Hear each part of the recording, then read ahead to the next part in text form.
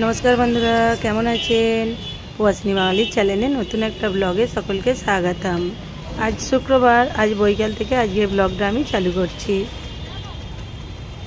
ছেলেদেরকে টিউশন ছাড়লাম, ছেড়ে দিয়ে বেরিয়েছি আর 4টের সময়। এখন রাস্তাটা অনেকটাই খালি খালি।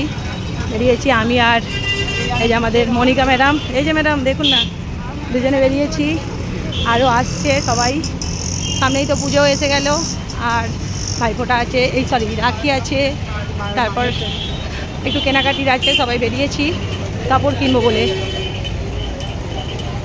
তো এখন যাচ্ছি কাপড়ের দোকানে, আর সবাই আসছে, কারা কারা আসছে তাদেরকেও দেখাবো। আর কোথায় কাপড় নেবো কি এখনও জানি না, মানে পছন্দ হবে কি না। যদি নেওয়া হয়, না নেওয়া হলেও শাড়িগুলো তো দেখিয়ে দিতে পারবো। যাই হোক, এখন যাই, কী শাড়ি দেখবো সেগুলো আপনাদেরকে দেখাবো। চলুন আমার সঙ্গে শাড়ির মার্কেটে।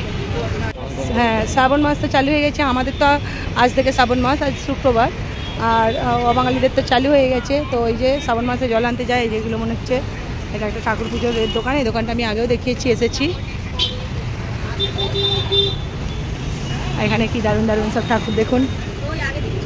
এই মার্কেটেতে এসে গেছি। আমি তো এখান থেকে অনেকই শাড়ি নিয়ে গেছি, কারণ আমার ভাইপো যখন গ্রামে পাঠালো না, এখান থেকেই নিয়েছিলাম। আর আজ আমাদের ম্যাডাম এসে বসে আছে, কারো লাইভে আছে মনে হয়। ওই অর্পিতা, এখানে বসার জায়গাগুলো ছিল না, করে দিয়েছে। এখনও আসছে 2-3 জন, তাদের জন্য দাঁড়িয়ে আছি। এখানে এই যে আরও 2 ম্যাডাম এসছে শাড়ি কিনবে বলে। সব পুজোর কেনাকাটি করতে এসছিস? পুজোর রাখির কেনাকাটি করতে বেরিয়েছে মুম্বাই বাজার। এখানে তো ভিডিও করা বারণ, তবু একটু করে নিচ্ছি। এখানে কি দারুণ দারুণ শাড়ি দেখুন। এটা তো শাড়ির মার্কেট একদম, চারিদিকে শাড়ি, কত রকম শাড়ি। আর ভিডিও করা বারণ করে দিচ্ছে বলে চুপচুপ করছি। এখানটায় অনেক রকম শাড়ি আছে। এই শাড়িটা পছন্দ হয়েছিল। শাড়িগুলো কি দারুণ দারুণ শাড়ি, কিন্তু ভিডিও করতে বারণ করছে। এখানে ড্রেস পিস অনেক অনেক অনেক শাড়ি, সবার এখন চুরি করে ভিডিও করছি। সব পছন্দ হচ্ছে, কিন্তু আবার সেরকমভাবে নয়। আর একটা জায়গায় দেখে এসেছে, বলছে সেখানে একটু কম, সেখানে চলো। আবার একটা শাড়ির মার্কেট এসেছে, কিন্তু এখানেও শাড়ির ভিডিও করা বারণ, কিন্তু লুকিয়ে লুকিয়ে করতে ছাড়িনি। আচ্ছা, এইগুলো নিয়ে গেছিলিস তাই তো? শাড়ি নিয়ে গেছে বনশ্রী কিনে, আবার এখানে নিতে এসছে।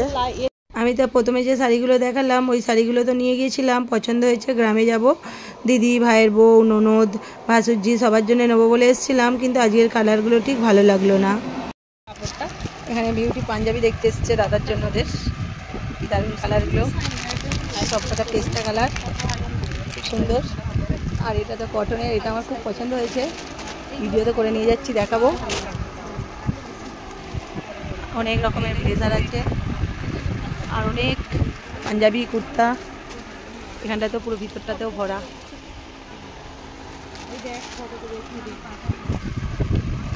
কালারটা খুব সুন্দর, কালারটা দারুণ একদম। এইটা পছন্দ হলো, এটা মানে পছন্দ নয়, এটা নেওয়া হয়েছে। বেশ সুন্দর কালারটা। ওর একটা শাড়ি আছে বলছে সেম, এই যে ম্যাডাম কিনেছে ওর বরের জন্য ইয়াবার্ষিক গিফট। অ্যানিভার্সারি আসছে সামনে, অ্যানিভার্সারির ব্লগটাও দেখিয়ে দেবো। পাঞ্জাবিটা পরবে সেটাও দেখিয়ে দেবো। আরও অনেক কিছু কেনাকাটি করা হয়েছে। আর এদিকে আসছি সবাই মিলে আইসক্রিম খাবে, আর আমাদের ছেলেদের এইদিকেই টিউশন আছে, আমরা এদিক দিয়ে বাড়ি যাব। আমার ফোনটায় তো আজ শেষ হয়ে গেছে, আমি তো ভিডিওগুলো করতে পারলাম না কেনাকাটির। আর এখানে এটা নিয়েছে বিউটি, বনশ্রীর ছেলের জন্য রাখিতে গিফট দেবে বলে। আর এটা জয়ন্তদার। আরও একটা ওই যে পাঞ্জাবি তো কিনলো দেখালাম, ওটাও নিয়েছে। ওর নিজের জন্য একটা কাপড়ও নিয়েছে। আর এই পাঞ্জাবিটা তো খুবই পছন্দ হয়েছে আমাদের, ওকেও বলেছি তোমার জন্য একটা নেবো। আর এখানে এই যে বনশ্রী এগুলো নিল, মানে বনশ্রীর হয়ে নয়, ভাইয়ের হয়ে ও নিয়েছে। এটা বিউটিকে দেবে একটা, আর ওর নিজের জন্য একটা নিয়েছে। আমাকেও বলেছিল এরকম নিতে, আমি বললাম না, আমি এরকম নেবো না। তাদের শাড়ি আর একরকম দেখিয়েছে, আমি বললাম তাহলে ওটাই দিবি। ছেলেদের টিউশন থেকে নিয়ে এলাম, নিয়ে এসে বেসনের ব্যাটারটা করে রেখেছিলাম। তারপর তো আবার নিচে গিয়েছিলাম মাছের বাজার, মাছ কিনে নিয়ে এলাম, নিয়ে এসে আর এখন এখানে ভাজিয়াগুলো করে নিচ্ছি, নাস্তা করব। ভাজিয়া করছি, কুমড়োর ভাজিয়া। বেশ কুমড়োটা লাল লাল ছিল, আর বেশ বড়ও ছিল, আর একটু বড় বড় করেই কেটেছি। একটু পাতলা, একটু বেশ মোটা হলে সেটাই আর একটু ভালো করে মোটা মোটা চওড়া চওড়া হতো, চওড়াটাই কম। আর একটু আলু ভাজিয়াও করছি তার সঙ্গে। আর এখানে ভেজেছি এই যে বেশ বড় বড়, তার সঙ্গে একটু লঙ্কার ভাজিয়া করে নিচ্ছি।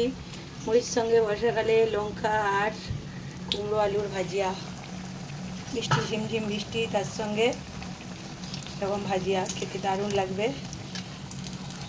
আর একটু চালের মুড়ি দিয়েছি, দেখেই মনে হচ্ছে ভাজিয়াগুলো মচমচে হয়েছে। আর যখন গ্রামে যাই ভাজিয়ার দোকান থেকে, মানে চপের দোকান থেকে ভাজিয়া কিনি, এরকম বড় বড় কুমড়োর ভাজিয়া কিনি, বেশ ভালো লাগে, তাই ভাবলাম একটু বড় বড়ই করি।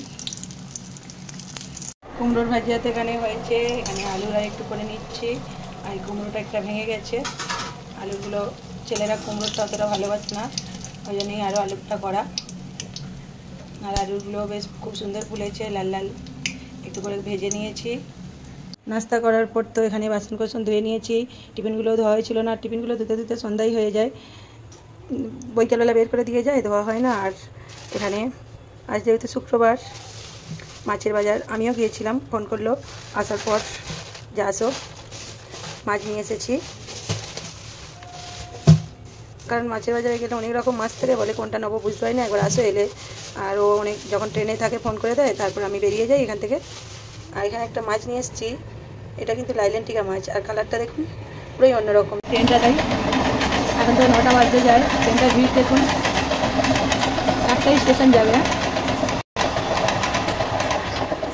আমাদের পরের স্টেশনে এখানে গিয়ে দাঁড়াবে, তাও গাড়িতে এত ভিড় সন্ধ্যাবেলা।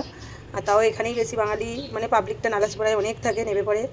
আর এই যে মাছটার কথা বলছিলাম, তেলাপিয়া মাছ, কিন্তু কালারটা দেখুন জ্যান্ত একদম, তেলাপিয়াটা পুরো অন্যরকমই কালার, মাছটার পিঙ্ক পিঙ্ক কালার।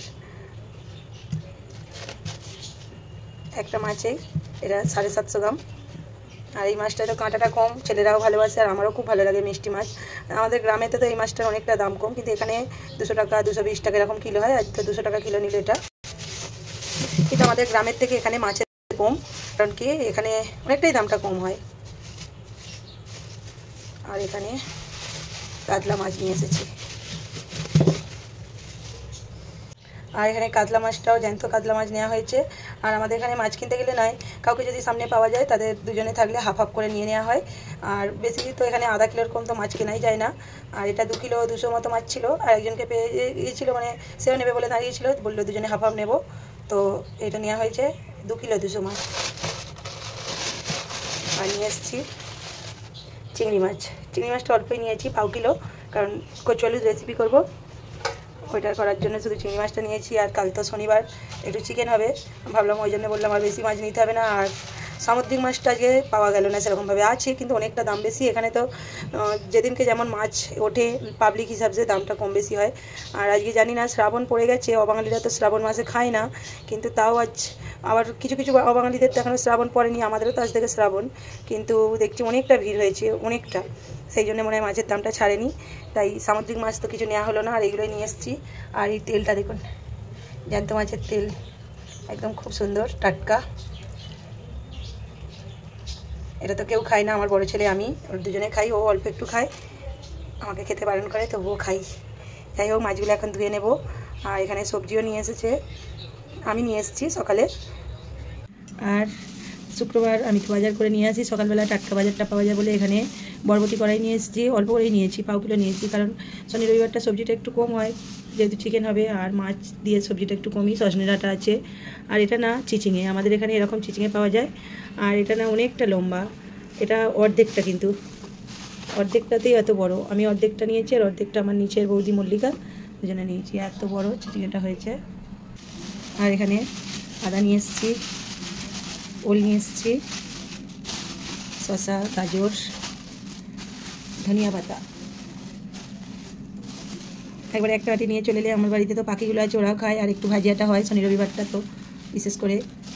আর করলা, করলা তো আমাদের বাড়িতে ভাত মানেই আমাদের করলা থাকবেই, রবিবার শনিবার সেটা যেই দিনই হোক, আমাদের ভাতের সবজিতে করলা থাকবে। করলাগুলো আজকেও করলাগুলো একদম ছোট্ট ছোট্ট, বেশ খুব সুন্দর করলাগুলো, কচি, একদম ফুলকষানি করলা নয়, এগুলো কিন্তু উচ্ছে, আবার উচ্ছেও বলা চলে না, করলারই ছোটোটা, উচ্ছে তো এরকম গোল গোল ছোটো ছোটো হয়, কিন্তু এগুলো একটু লম্বা লম্বা। যাই হোক, উচ্ছে বা করলা, সবজিগুলো নিয়ে চলে এসেছি। এগুলো পরিষ্কার করবো, একবারে গুছিয়ে তুলে রাখবো। আর রান্না করব। আর আজকে রান্নায় কিছু সেরকম করবো না, কি রান্না করছি সেটাও আপনাদের সঙ্গে শেয়ার করবো। সিম্পলি রান্নাবান্না করবো।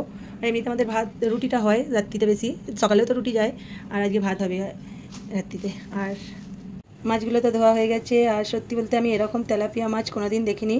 কালারটা পুরোই অন্যরকম, পিঙ্ক পিঙ্ক কালার, ওই জন্য আবার দেখাতেলাম। পুরোই অন্যরকম। আমাদের এখানে যে রানী মাছ পাওয়া যায়, সেই রানী মাছের মতোই কতকটা দেখতে। আর আজকে তেলাপিয়া মাছগুলো এসেছিলো অনেকটা বড়, 2 কিলো, 2.5 কিলো, 1 কিলো, 1.5 কিলো ওজনের বড় বড় তেলাপিয়া মাছ। আর আমার তো কাতলা মাছটা আগে নেওয়া হয়ে গেছিলো, আর আমি এটা অল্প করে নিয়েছি, তাও একটা মাছেই 750। মাছগুলো সব ধোয়া হয়ে গেছে। আর রান্না করব। এখন তো মাছ বের করে রেখেছি, এটা ভাজা করব। আর এটা আলাদা করে ডাব্বায় রেখে দিচ্ছি। চিংড়ি মাছটাও বাছা হয়ে গেছে, সব কিছু বাছা হয়ে গেছে। এবার রান্নাটা বসাবো, অনেকটাই লেট হয়ে গেছে মাছগুলো বাছতে ধুতে। আর এখন রাত্রিবেলা হালকা ফুলকাই রান্না। ভাত হয়েছে, ওল সিদ্ধ করেছি, সকালে ডাল করেছিলাম, অল্প একটু আছে। আর এটা মাছের তেল, সকালের ভেন্ডির সবজি রয়েছে, করলা ভাজা, মাছ ভেজে নিয়েছি। মাছটা একটু তৈরি করব, আর করলা ভাজাও তৈরি করব। খাবারটা তো নিয়ে চলে এসেছি, আর অনেকটা রাত্রিও হয়েছে, খাওয়া দাওয়া করবো। আর চলুন আজকে ব্লগটা আমি এখানেই শেষ করবো। আবার দেখা হবে নতুন একটা ব্লগ ভিডিও, নতুন একটা রেসিপির সঙ্গে। সকলে ভালো থাকবেন, সুস্থ থাকবেন, সাবধানে থাকবেন। আর আজকের ব্লগটা যদি ভালো লাগে লাইক কমেন্ট করে দেবেন। সকলকে শুভরাত্রি।